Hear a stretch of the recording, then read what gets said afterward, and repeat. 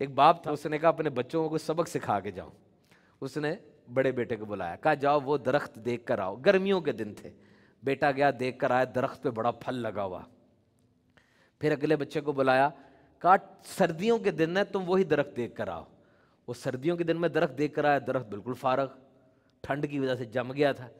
کہتا جی کوئی چکر نہیں ہے. تیسرے بچے کو بلایا, کہا جی جاؤ تم درخت دیکھ کے آؤ. خزاں کا موسم تھا, درخت بالکل ہی فارغ. پھر چوتھے بچے کو بلایا, اس کو کہا جی جا کے بہار میں دیکھ کر آؤ. اب ان چاروں کو اکٹھا کیا اور کہا بتاؤ درخت کا کیا حال ہے.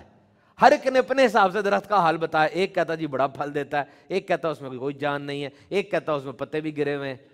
تو کہا یہ بات یاد رکھنا, ایک ہی بندے کے اس طرح کئی روپ ہو سکتے ہیں.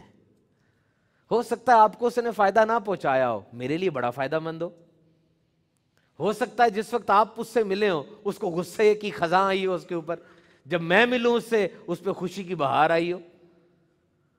اب یہ بڑی ہی غلط عادت ہے کہ آپ جس سے ملنے لگے نا, کوئی بندہ پہلے ہی آپ کے کان بھر دیتا آ کے, اوے یہ نہیں صحیح بندہ, وہ یار بڑا فارغ ہے, میں چھڑ دے, ایسے کھولنا چاہیے. اب اس سے کیا ہوتا ہے, آپ کو جو اس سے فائدہ ملنا تھا نا وہ بھی گیا, آپ کا ذہن جو بن گیا. پہلے بڑے مضبوط لوگ ہوتے ہیں, یقین کرو, جو ان باتوں پہ کان نہیں دھرتے. میں نے زندگی میں چند ہی لوگ دیکھے ہوں گے ایسے جو اس طرح کی باتوں پہ کان نہیں دھرتے. بڑے مضبوط لوگ ہوتے ہیں جو کہتے ہیں پیچھے ہٹو میں خود چیک کروں گا. یہ بہت کم لوگوں میں ہوتا ہے. میں نے ایک جملہ پڑھا, اگر آپ کو سمجھ آ جائے, وہ تو سمجھ آ جائے تو اوئے ہوئے ہوئے. کہتے ہیں we always fall in love with other person flaws. A perfect person is impossible to love. جب بھی کسی سے ہمیں محبت ہوگی نا, اس بندے کی کسی خامی غلطی سے ہی ہوگی, کیونکہ جو پرفیکٹ بندہ ہوگا نا وہ محبت نہیں ہونے دے گا آپ کو.